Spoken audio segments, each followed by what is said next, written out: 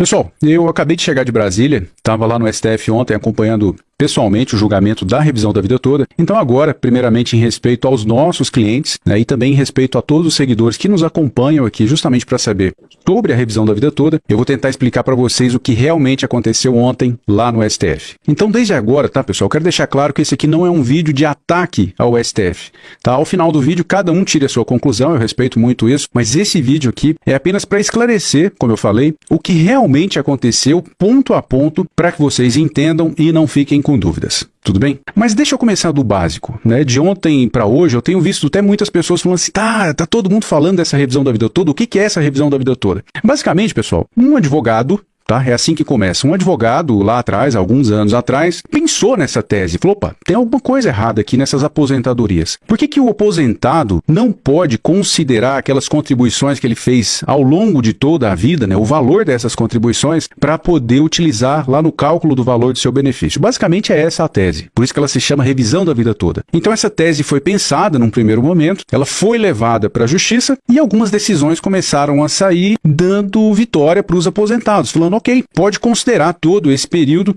para tentar melhorar o seu benefício. Começou a sair uma decisão aqui, outra ali, o INSS começou a recorrer, o INSS obteve algumas vitórias, algumas perdas, foi para alguns tribunais superiores, até que essa questão chegou ao STF, Supremo Tribunal Federal. E lá no STF, até o final de 2022, a questão estava empatada em 5-5. Mais precisamente, o mérito dessa questão, ou seja, é devido ou não? É possível ou não o aposentado considerar todo esse tempo contributivo ao que ele fez ao longo da vida para efeitos de valor e com isso pedir a revisão do seu benefício. Então estava empatado em 5-5. Lá no final de 2022, salvo engano, em novembro ou dezembro, acho que é mais em dezembro, veio o ministro Alexandre de Moraes, desempatou a questão no mérito e aí ficou em 6-5 a favor dos aposentados. Ou seja, a tese era válida. Só que desse julgamento, que num primeiro momento reconheceu o direito dos aposentados, o INSS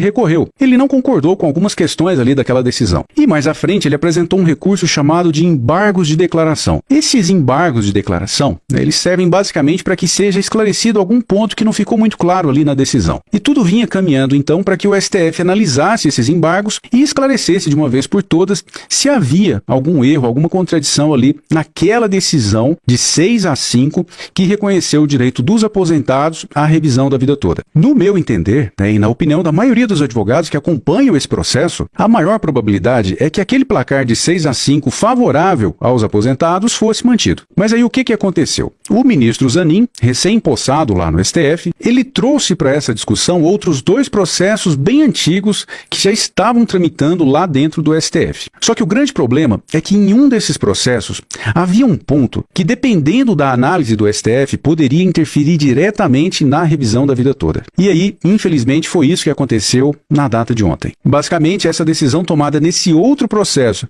que como eu falei, é anterior à discussão da revisão da vida toda, fala que não é direito do aposentado escolher entre a regra que é mais benéfica e a regra mais prejudicial. E que no caso, ele seria então obrigado a seguir a nova regra não tão favorável a ele. Então pode até parecer um pouco estranho, mas não estava 6-5 a favor dos aposentados até pouco tempo atrás? Sim, estava. Mas aí o INSS recorreu e no meio desse recurso apareceu esse outro processo. Eu não concordo, acho injusta a decisão, acho injusto o que aconteceu ontem lá no STF, mas infelizmente é o que foi decidido. Os argumentos utilizados pelo INSS de que haveria uma quebradeira na Previdência Social não fazem o menor sentido. E os números que foram apresentados para dizer que seria o caos na Previdência não fazem muito sentido não, tá, pessoal? Só que isso foi levado em consideração ontem lá no STF, isso foi falado pelos ministros, que seria preciso tomar um certo cuidado, né, para que não haja um desequilíbrio ali nas contas da Previdência e que uma simples revisão não acabe comprometendo todo o futuro da Previdência Social. Mas como eu falei, eu não concordo, é o meu direito discordar, mas é o que foi decidido ontem. E desde já o nosso escritório se solidariza com todos os aposentados que estavam na esperança dessa vitória. E se mesmo depois de tudo que eu falei aqui você ainda ficou com alguma dúvida,